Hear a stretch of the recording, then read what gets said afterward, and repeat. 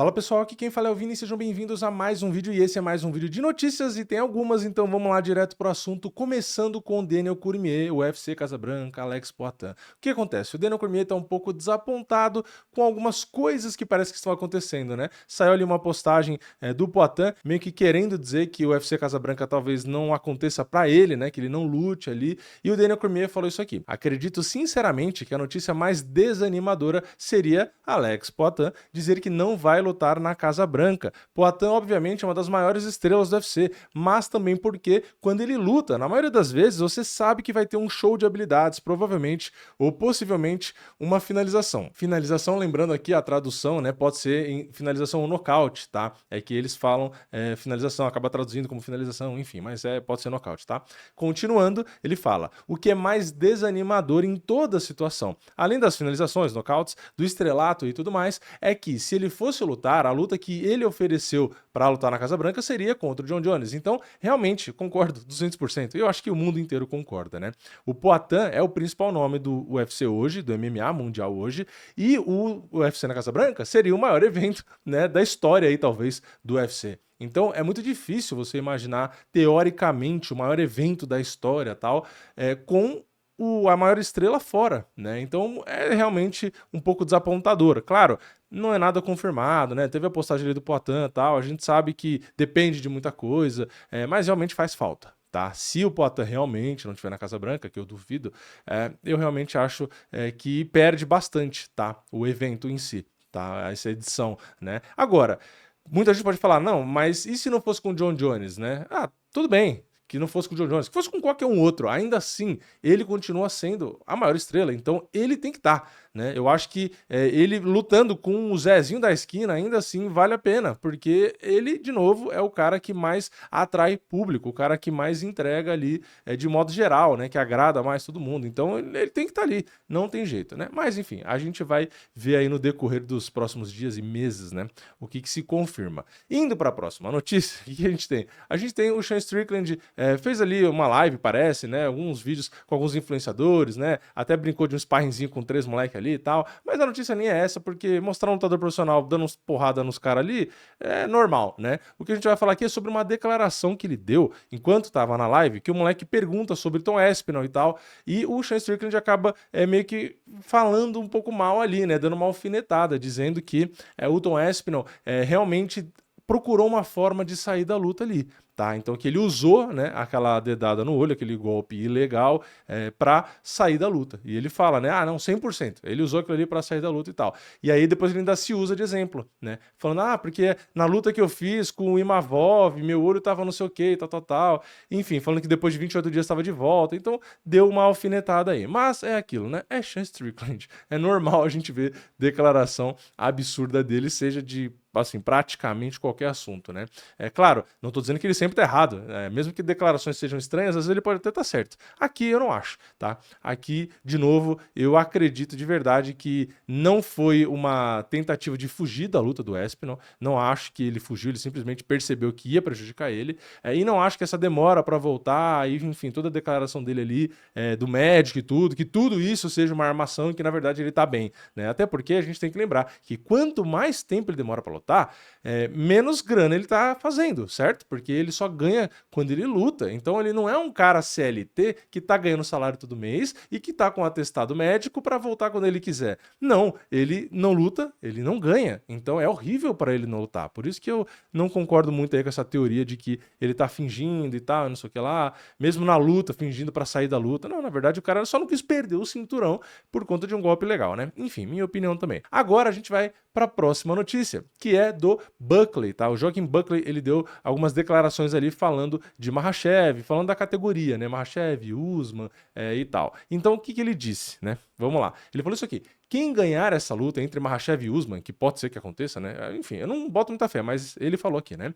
Então, quem ganhar essa luta pode cair fora daqui. Ele disse isso em uma entrevista para a Submission Radio. Eu tô pegando todas essas notícias lá do bjpm.com, tá? E aí ele continua: porque se o Usman vencer, ele é um caso encerrado. Ele diz que vai subir para o peso médio para buscar aquele cinturão contra o Khamzat em uma revanche. Beleza, tchau. Se o Islam vencer, ele diz que vai segurar o título por muito tempo, mas eu não acredito nisso. isso. Se o Islam conseguir a luta que ele quer, que é contra o Usman, isso significa que você não só colocou o seu nome no peso leve acima do seu irmão Khabib, como também conquistou o status de duplo campeão. E ainda venceu um GOAT, que é o Kamaru Usman. Ou seja, você acabou de fazer o que o John Jones fez. O que mais você tem para fazer? O que mais pode ser feito? Você seria tolo se continuasse lutando, porque para mim, o Islam não é um lutador natural dos 77 quilos, e isso vai ficar exposto se ele enfrentar alguém como eu, ou Ian Gary, ou Michael Morales. Aqui, eu segurei um pouco a risada porque ele,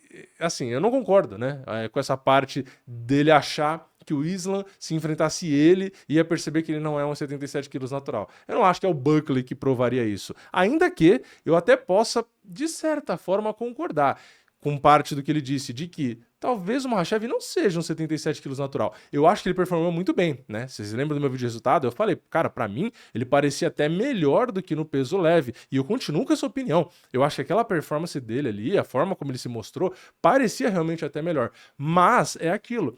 Tem caras e caras nessa categoria, né? Tem caras de tamanhos e técnicas e tal diferenciadas. Então, eu ainda acho, posso estar errado, né? A gente pode descobrir um dia se a luta acontecer, mas eu acho que caras grandes mesmo, tipo assim, o Michael Morales, o Ian Gary, como ele citou aqui, né? O Buckley também é um cara forte e tal, mas, sei lá, um Shavkat, eu acho que esses caras talvez possam mostrar que tem uma diferença de tamanho ali. Tá? Não estou dizendo que o Michael Morales ou o próprio Ian Gary são caras que vai bater de frente com o Islam. Não, eu acho o Makhachev melhor que eles, no geral, como lutador, né? Mas luta é luta. Eles podem vencer, inclusive se provarem que o tamanho faz diferença. Assim como o Shavkat. Eu acho que o Shavkat talvez seja o melhor nome hoje para desbancar talvez o Makhachev, e ele também, além da técnica e tudo, é um cara grande. Tá? Então é isso, a gente vai descobrir no futuro. Eu concordo em partes com o que ele falou. Acho que realmente o Makhachev pode um dia, né, se mostrar não ser um 77 quilos natural, mas eu ainda assim acho que são nomes específicos que podem expor isso. Eu acho que muitos dos nomes, assim como o Jack Della Maddalena, ele vai conseguir dominar e vencer, tá? E para fechar, vamos aqui trazer uma notícia com algumas declarações do Conor McGregor. Por quê? Porque ele tá falando da luta que acontece daqui a pouco entre Jake Paul e Anthony Joshua, a luta de boxe, tá? E ele fala sobre a fezinha dele, o que ele tá pensando da luta e tal. O McGregor disse isso aqui: ainda não fiz a minha aposta pessoal nessa luta. Acabei de definir, na verdade de ver, né, ali as probabilidades, as cotações. Mas gostei da aposta em nocaute nos primeiros 60 segundos, com uma odd de 11, né, com uma cotação de 11-1. E aí ele continua. Agora a questão é: quanto? O que mais? Uma quantia colossal para uma vitória simples também seria ótimo. 5 milhões, no Joshua no caso, né? Renderia 5,6 milhões para o vencedor. Esta é uma absolutamente fácil, né? Uma aposta absolutamente fácil. Ele tá falando aqui, né? Ele que tá falando, não sou eu, hein? Mas o Joshua, né? Difícil falar o contrário. E ele continua: e eu sei que essa luta não é armada, tá? Então, ele colocou ali, né? Eu sei que essa luta não é armada, né? Aí ele continua: o Jake é estúpido e vai ficar marcado para sempre por essa luta. Não posso ficar de braços cruzados vendo isso acontecer sem também lucrar com isso. Ou seja, essa foi a declaração do McGregor, tá? E segundo ele, dá para fazer a graninha ali, né? Ele quer fazer a graninha, no caso dele a granona, né? Porque ele bota muita grana na vitória do Joshua. Então, obviamente, não vai arriscar ali no azarão, mas na quantia absurda que ele falou, 5 milhões no Joshua, que teoricamente é uma luta fácil, ele faz 600 mil dólares de lucro ali. Né? Então, é isso. Eu já falei, eu já arrisquei nessa estratégia do aqui é seguro, vou ganhar um pouco. E já me lasquei, tá? Muitas vezes deu certo, mas já me ferrei grande. Então, eu particularmente, tô dizendo pra vocês aqui, tá? É a opinião do McGregor, mas eu tenho receio dessa estratégia, tá? Porque já me compliquei com esse tipo de ideia, né? Já falei em alguns podcasts, em live, né?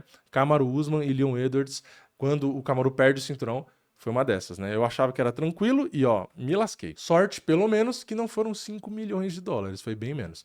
Mas é isso. Comenta a sua opinião aqui embaixo sobre essa notícia do McGregor ou qualquer outra. Deixa o like no vídeo se você gostou, se inscreve no canal, ativa o sininho e eu vejo vocês na próxima. É nóis, valeu, falou!